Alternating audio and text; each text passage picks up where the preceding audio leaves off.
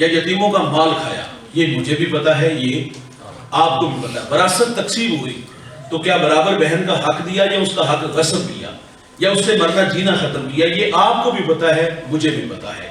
بھائی جان کہاں بٹکے، کہاں الجھے، کہاں زندگی گزاری، اس کا اچھی طرح مجھے بھی اور آپ کو بھی ادراک ہے، لیکن یہاں کتنی دیر رہنا ہے یہ نہیں پتا۔ اللہ کے رسول صلی اللہ علیہ وسلم اصحاب کے جرمٹ میں تھے اور فرمایا زندگی اور موت کے بارے میں تمہاری رائے کیا ہے؟ تو ایک صحابی نے عرض کیا کہ فجر پڑھی ہے، پتہ نہیں اللہ ظہر کی نماز پڑھنے کی مہلت دے بھی نہ دے۔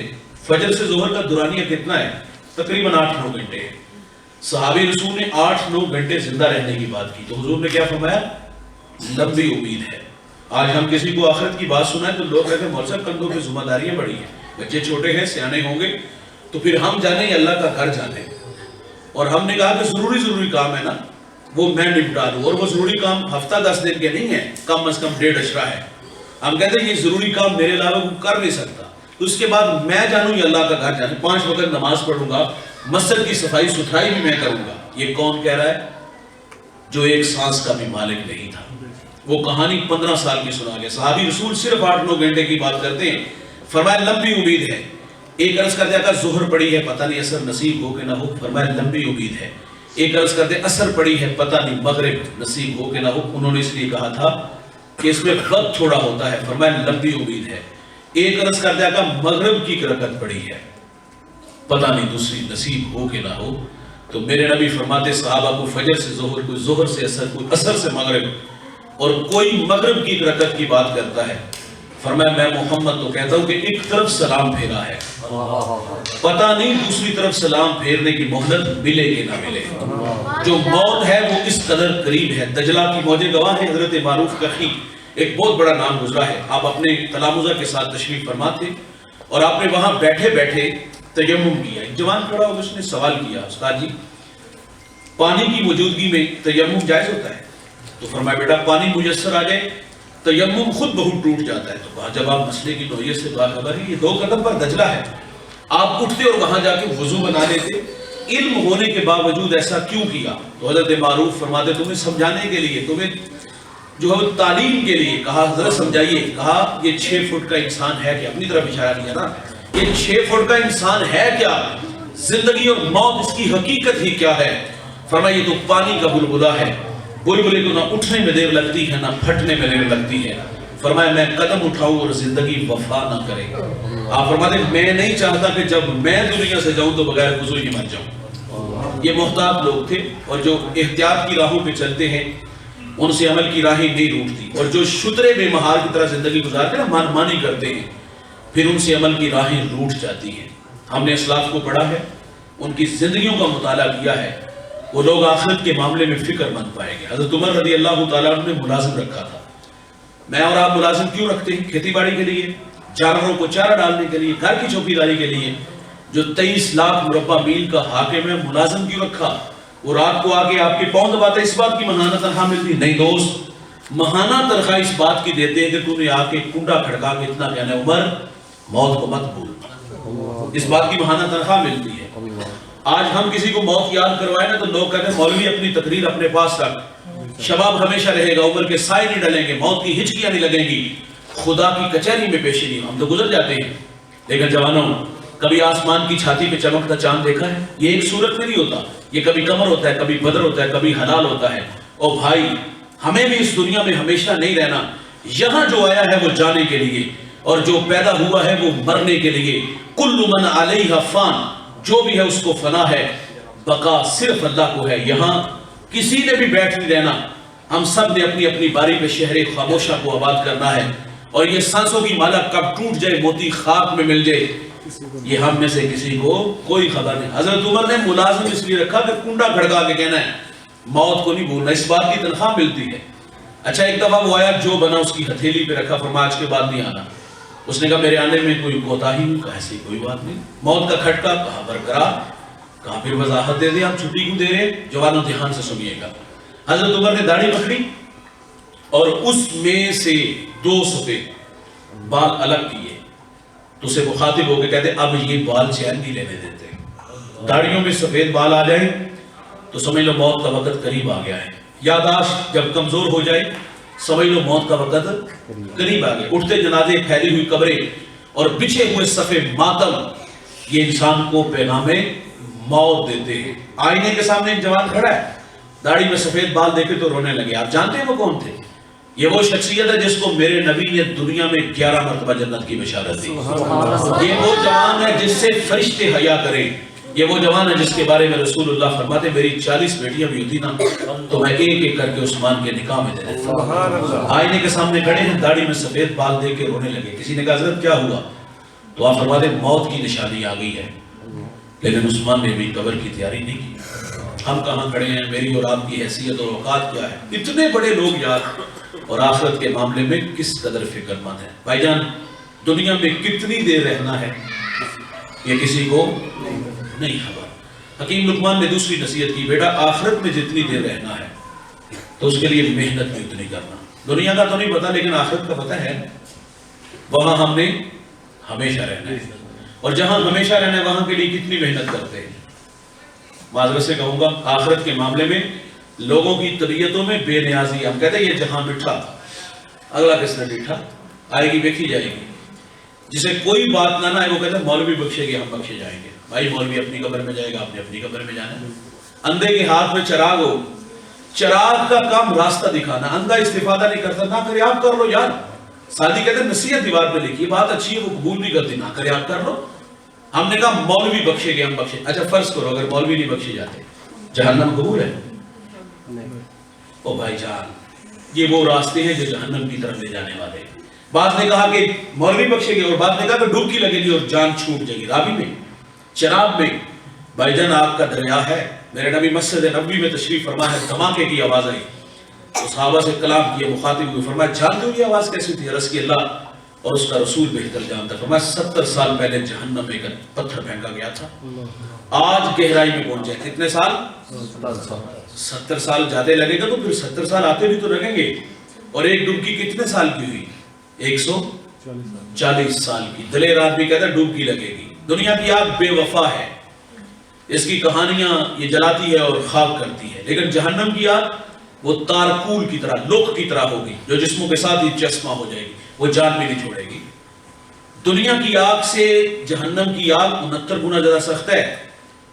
جہنمی کو جہنم کی آگ سے نکال کے دنیا کی آگ میں ڈال دو، چین کی نیند سو جائے. ہم کہنے کہا ڈبکی لگے گی جان چھوٹ جائے گی. فرمایا بیٹا آخرت میں جتنی دیر رہنا ہے محنت اتنی کرنا. اور تیسری نصیحت فرمایا بیٹا عمل سے بے نیاز نہ ہونا. اتنی دیر تک جتنی دیر تک تجھے اس بات کا یقین نہ ہو جائے کہ میں نے جہنم سے نجات حاصل کر لی ہے. جہنم سے چھٹکارے کا جب تک یقین نہ ہو جائے عمل نہ چھوڑنا. آج ہمارے اسٹیجوں سے آوازیں نہیں آتے مجھے دیکھ کے جہنم کو آ گیا پسینہ. قیامت کے دن فیصلہ ہوگا. میرے حضرت فرماتے ہیں جہنم کو پسینہ آتا ہے یا تجھے پسینہ آتا ہے؟ لوگوں کو عمل سے بے نیاز کیا جا رہا ہے. امام احمد بن حنبل رضی اللہ تعالیٰ عنہ آخری وقت ہے، شیطان آ ٹپکا اور کہا احمد بن حنبل مجھ سے بچ کے جا رہے ہو؟ تو امام نے کہا ابھی کچھ نہیں کہہ سکتا کیونکہ ابھی کچھ سانسیں باقی ہیں. روبی بن حراش تابعی رسول نے ساری زندگی نہیں مسکرائے اس لیے کہ کیا خبر کہ میرا انجام کیا ہو. اور بندے کو اتنی دیر تک مطمئن نہیں ہونا چاہیے جتنی دیر تک وہ اپنا انجام بخیر نہ دیکھے. مجھے سادی کی بات بڑی دل کو لگتی. سادی کہتے تو دنیا میں آیا تھا نا تو روتا تھا لوگ ہنستے تھے.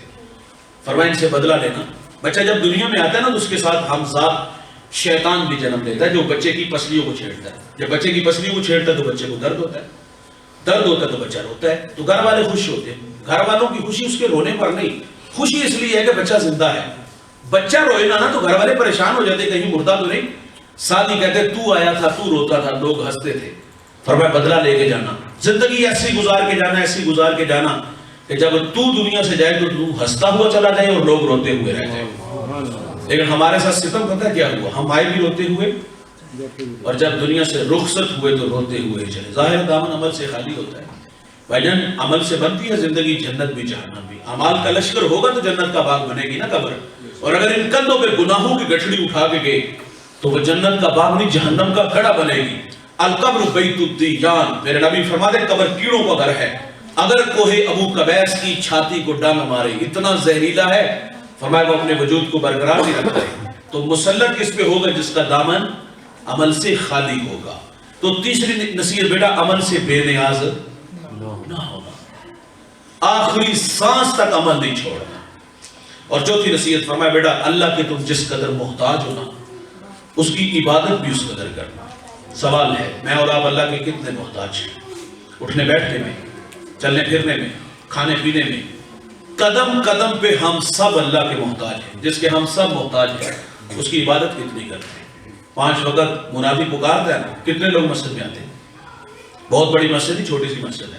بستی مسلمانوں کی، بسنے والے مسلمان، ایک گھر میں 8 افراد، کتنے لوگ آتے ہیں مسجد میں؟ ریشیو دیکھ لیجیے گا کتنے لوگ مسجد میں آتے ہیں. انگلیوں کے پوروں پہ گنے جاتے ہیں، پوری صف بھی مکمل نہیں ہوتی. نمازوں کو شمار کر کے دیکھ لو زندگی میں پڑھی کتنی. کوئی کہے فجر پڑھتا ہوں اور کوئی کہے گا کہ جمعہ نہیں چھوڑتا. سال بعد آنے والا ظاہر تبصر کہے گا کہ کافر ہو کے نہیں مرنا. نماز کی دعوت ہو کہتے ہیں میرے حصے نہیں پڑھانا. نماز کی دعوت ہو کہتے ہیں کپڑے نہیں پاک، کپڑوں کی کہانی نہیں جوانوں، من گندے. اگر من ستھرے ہوتے تو پیوند لگے کپڑے بھی اللہ کے حضور کھڑا کر دیتے. نماز کی دعوت ہو تو کہتے ہیں کل سے شروع کریں گے. بہت تعجب، بہت دکھ ہوتا ہے ایسے جوانوں پر جو کل کا وعدہ کر کے جاتے. آتے ضرور ہیں بھائی، مسجد میں نہیں، امام کے پیچھے نہیں. آتے ضرور ہیں کل وہ آتے جنازے گاہ میں ہیں. امام کے پیچھے نہیں، امام کے آگے ہوتے ہیں. اور یہ کندھے گواہ ہیں. ہم نے ان کندھوں پہ بڑے بڑے کڑیل جوان، اور وہ جوان جو اپنے بدن پر چٹکی بھر مٹی رکھنا گوارا نہیں کرتے تھے، ہم نے ان کندھوں پہ اٹھا کے انہیں منامن مٹی کے نیچے چھوڑ کے آئے ہیں. بڑے بڑے حسین ہم چھوڑ کے آئے ہیں جنہوں نے کہا تھا کل سے شروع کریں گے، لیکن موت نے انہیں اچھل لیا. نماز کی دعوت دو تو کہتے ہیں حصے میرے سے نہیں پڑھا ہے. اب میں ایک سوال کروں گا بحیثیت والد، میں بھی والد ہوں، میرے بھی بچے ہیں. میں آپ سے بھی سوال کروں گا، آپ کے ساتھ میں بھی شامل ہوں. میرا ایک سوال ہے بحیثیت والد، ہم نے اپنی اولاد کے لیے بہت کچھ کیا. گھر، گاڑی، بنگلہ، 8 گھنٹے نہیں 18 گھنٹے فیکٹری میں کام کیا، پردیس کے دھکے کھائے. اسلام اس کی ہرگز حوصلہ شکنی نہیں کرتا کہ بڑا گھر، میرے نبی فرماتے سعادت کی نشانی، سواری منزل تک پہنچا دے سعادت کی نشانی. لیکن سوال یہ ہے کہ آپ نے اپنے بچوں کو سعادت کی ہر چیز دی، گھر، گاڑی، بنگلہ، کروڑوں پیچھے بھی چھوڑا، لیکن سوال یہ ہے اتنا کچھ آپ نے اولاد کو دیا. میرا ایک چھوٹا سا سوال ہے، آپ نے اپنے بچوں کو مصلی دیا؟ آپ نے اپنے بچوں کو درود کی تسبیح دی؟ تو جواب کیا آئے گا؟ نہیں میں آئے گا. ہمیں بعض تک بوڑھے لوگ ملتے ہیں، وہ کہتے ہیں مول صاحب سیدھے نہیں پڑھ دیں پڑھن کر لیں. یہ کیسے ہو سکتا ہے یار؟ باپ بے نمازی اور بیٹے کو سجدے ملیں. اولاد کو نیک بنانے کا آسان طریقہ خود نیک بنو. امام زین العابدین فرماتے ہیں میں نے تہجد اپنے باپ سے سیکھی ہے. ماں بے نمازی ہو تو بیٹی کو سجدے کہاں سے ملیں گے؟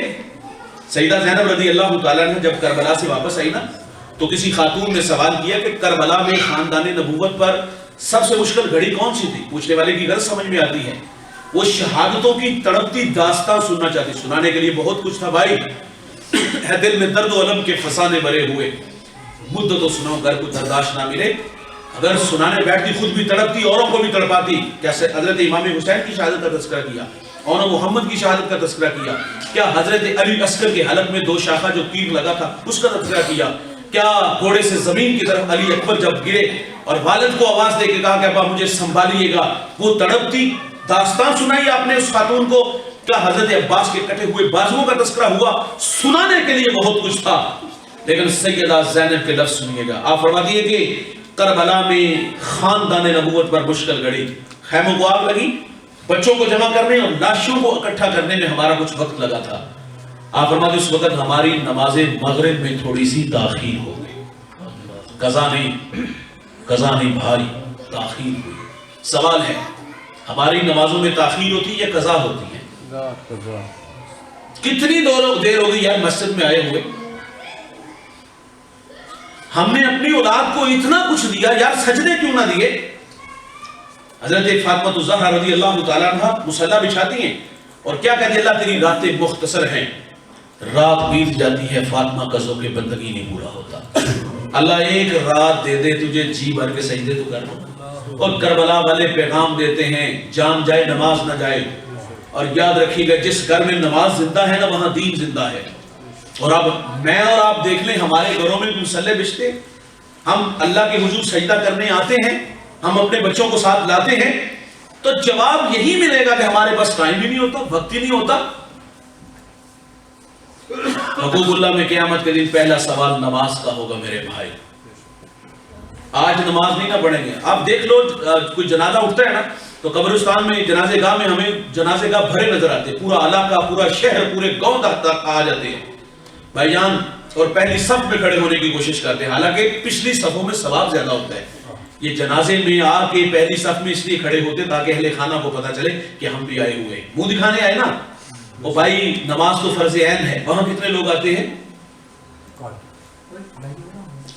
وہاں منہ دکھانے آئے تو پھر رب کو منہ نہیں دکھانا، اور اگر اللہ کو منہ دکھانا ہے تو پھر اس کو سجدہ کرنا ہوگا۔ اگر آج سجدہ نہ کیا تو قیامت کے دن اللہ فرمائے گا مجھے سجدہ کرو، اس دن بے نمازی بھی چاہے گا، ساری زندگی اللہ کی نہیں مانی، چلو آج سجدہ کر لوں، باوجود چاہنے کے جوانوں سجدہ نہیں ہوگا، کمرے اکڑ جائیں گے۔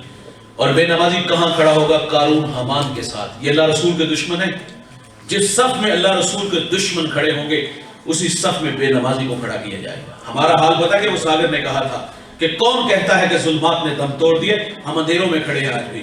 میں ڈسٹرکٹ منڈی باورچی کی جگہ خطاب کے لیے گیا، نماز کا ٹائم تھا، ہمارے ساتھ ایک مسکین آدمی کھڑا ہو گیا، وہ اونچ نیچ یہ کمی چودھری کی کہانی ہمارے دیہاتوں میں ملتی ہیں، تو اس نے کھینچ کے پچھلی صف میں کیا اور کہتے ہیں کہ تیرے نام میری نماز بھی نہیں ہوتی۔ وہ کمی کے ساتھ کھڑا ہونا توہین ہے، اور جو اللہ رسول کے دشمن ہے ان کے ساتھ کھڑا ہونا کہ یہ اعزاز کی بات ہوگی؟ بے نمازی کو داور محشر جو قیامت کا منصف ہے اس کے سامنے شرمندہ ہونا ہوگا۔ ساتھی کو کہتے ہیں بے نمازی کو قرض نہ دو، آپ فرماتے جو اللہ کا قرض ادا نہیں کرتے تمہارا کس طرح ادا کریں گے؟ حضرت شیخ عبد القادر جیلانی فرماتے بے نمازی کو مسلمانوں کے قبرستان میں دفن نہ کرو، اور سلطان باہو فرماتے بے نمازی سے خنزیر پناہ مانگتے۔ ریشو دیکھ لو کتنے لوگ نماز پڑھتے ہیں۔ یہ شعبان کا آخری عشرہ اور یہ دامن سمیٹنے کو، اس کے متصل ماہ رمضان المبارک اور اس عادت بزور بازو میں دانا بخشت خدای بخشیدہ، محض اللہ کا کرم ہوگا کہ اللہ ہمیں یہ گھڑیاں نصیب کرے گا۔ اس ماہ مبارک میں شیاطین جکڑے جائیں گے، تو بھائی جان اس موسم جو ہے وہ رمضان میں جی بھر کے اللہ کی عبادت کیجئے گا، سجدے کیجئے گا، پیشانی جھکائیے گا، اس میں اجر کو اللہ بڑھا دے گا۔ تو اس ماہ مبارک کو غنیمت جانتے ہوئے وقت ضائع نہ کیجئے گا، بلکہ زیادہ وقت اللہ کے گھر مسجد میں قرآن کے ساتھ تراویح کے ساتھ اپنا تعلق ضرور رکھیے گا۔ تو حکیم لقمان نے بیٹے سے کہا بیٹا اللہ کے تم جس قدر محتاج ہو اس کی عبادت بھی اس قدر کرنا۔ پانچویں نصیحت بیٹا گناہ بھی اتنے کرنا جتنا تم جہنم میں جل سکو، جہنم اس کے غضب کی جا ہے۔ اور بھائیو جہنم نافرمانوں کا ٹھکانہ ہے۔ فطرت میں بھول جانا ہے، گناہ کا ہو جانا ممکن ہے، گناہ ہو جائے تو اتراؤ نہ، گناہ ہو جائے تو اظہار نہ کرو، گناہ ہو جائے تو ہاتھ جوڑو، گناہ ہو جائے تو منت کرو، گناہ ہو جائے نا تو پچھلی راتی رحمت رب دی کرے بلند آوازہ، ہے کوئی بخشش منگن والا کھلا ہے دروازہ۔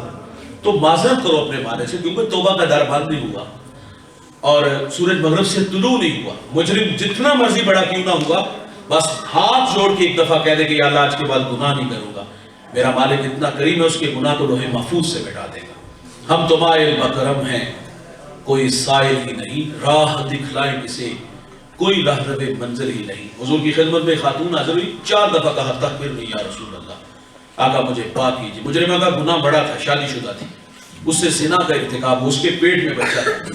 میرے نبی فرماتے گناہ تو نے کیا ہے، سزا بھی تیرے لیے، اس کا کیا قصور؟ اس کو مہلت دی گئی، اس نے بچے کو جنم دیا، 2 سال دودھ پلایا، 2.5 سال بعد حضور کی خدمت میں حاضر ہوئی، سنگسار کیا گیا، خود میرے نبی نے جنازہ پڑھا۔ حضرت عمر نے عرض کیا کہ یہ بڑی بدکار عورت تھی، تو میرے نبی فرماتے عمر اس خاتون نے ایسی سچی توبہ کی ہے، اگر اس کی توبہ کا 10واں حصہ اہل مدینہ میں بانٹ دیا جائے تو اللہ تعالیٰ سب کی مغفرت فرما دے گا۔ اجزا بھی نہیں، کھلے راہ بھی نہیں، معذرت کریں گے معاف کرے گا۔ سیدھی سکتی فرماتے میں گزر رہا تھا تو سرے میں نے ایک شرابی دیکھا، گندی نالی میں اس کا منہ تھا اور زبان سے اللہ اللہ کر رہا تھا۔ میرے نبی فرماتے شراب پینے والا بت پوجنے والے کی طرح ہوتا ہے۔ شرابی کو جب قبر میں اتارا جائے گا تو اس کا رخ قبر کے اندر قبلے سے پھیر دیا جائے گا، شرابی کو مرتے وقت کلمہ بھی نصیب نہیں ہوگا۔ مولا کائنات فرماتے شراب کا ایک قطرہ دریا میں ڈال دو، دریا خشک ہو، گھاس اگے اور وہ گھاس میرا گھوڑا کھائے، میں اس میں سواری کرنا بھی پسند نہیں کروں گا۔ اور آج کا جوان فخر سے نہیں کہتے دوست کی دعوت میں گیا، ڈرموں میں شراب اور مٹکے بھر بھر کے پی، یہ رویے ہے نا. میں نے ایک بزرگ کو پڑھا, وہ کہتے ہیں گناہ کی سزا یہ ہے کہ بندہ گناہ کر کے پھر گناہ کرتا ہے. وہ فطرت میں ہے بھول جانا, گناہ ہو جائے تو ہاتھ جوڑنے چاہیے. سدھی سکتی فرماتے گندی نالی میں پڑا تھا, میں نے اس کا منہ دھویا اور کام میں اتنا کہہ کے گزر گیا. وہ بندہ خدا ناپاک منہ سے اس پاک ذات کا نام لیتی تھی, بجلی تھی جو دل پہ گری. آپ فرماتے ہیں اگلے دن تہجد کے وقت میں مسجد میں گیا تو میری آنکھیں کیا دیکھتی ہیں, جو کل شراب کے نشے میں گندی نالی میں پڑا تھا نا, آج وہ مجھ سے پہلے مصلی پہ کھڑا ہے. آپ فرماتے میں حیران ہوں اور اللہ سے عرض کیا مالک یہ تو بہت بڑا شرابی تھا. ہاتف سے آواز آئی, سری سکتی تو نے ہماری خاطر اس کا منہ دھویا, ہم نے تیری خاطر اس کا دل دھو دیا. آج صاحب نے آج معذرت کریں گے تو معاف کر رہا ہے. اور چھڑی نصیحت اور گفتگو سمیٹ لیتا. حکیم لقمان نے بیٹے سے کہا, بیٹا اگر گناہ پہ آمادہ ہو, گناہ نہیں چھوڑنا, تو فرمایا پھر ایسی جگہ تلاش کرنا جہاں تمہیں اللہ اور اس کے فرشتے نہ دیکھ سکے. عقیدہ اگر نصیب ہو گیا ہے اور یہ عقیدہ پختہ ہے کہ مجھے میرا اللہ دیکھ رہا ہے, تو پھر گناہ کرنا مشکل نہیں جوانوں, گناہ کرنا ناممکن ہو جاتا ہے. اور کائنات کا سب سے حسین چہرہ وہ ہے جو جنسی کالک سے محفوظ ہے. جوانی 18 سے 32 سال ہے, ایک جگہ میں نے 33 سال پڑھی ہے. تو اس جوانی کو سنبھال کے رکھیے گا, اپنی نگاہوں پر حیا کے پہرے رکھیے گا, اپنے کانوں میں قرآن کے نغمے رکھیے گا, ان لبوں پر سونے محمد کے ترانے رکھیے گا یار. تو وہ حیا والی آنکھیں جن کی آنکھوں پر حیا کے پہرے ہوں گے, قیامت کے دن رسوا نہیں ہوں گے. فرمایا کہ گناہ پہ آمادہ ہو تو جگہ تلاش کرنا. وہ ایک بزرگ تھے, استاد تھے, انہوں نے اپنے شاگردوں سے, بچے تھے چھوٹے, ان سے کہا کہ جاؤ یہ مرغیاں اور ساتھ چھریاں دی, ان کو ذبح کر کے لاؤ, اور ساتھ کہا کہ ایسی جگہ ذبح کرنا جہاں کو تمہیں کوئی دیکھے نا. کسی نے دیوار کے پیچھے, کسی نے بند کمرے میں, کسی نے اندھیرے میں, جسے جہاں جگہ ملی اس نے ذبح کی, کاٹ کے استاد کی خدمت میں لے آئے. تو استاد نے سوال کیا تو سب نے اپنا اپنا ٹھکانہ بتایا, کوئی نہیں دیکھ رہا تھا. ایک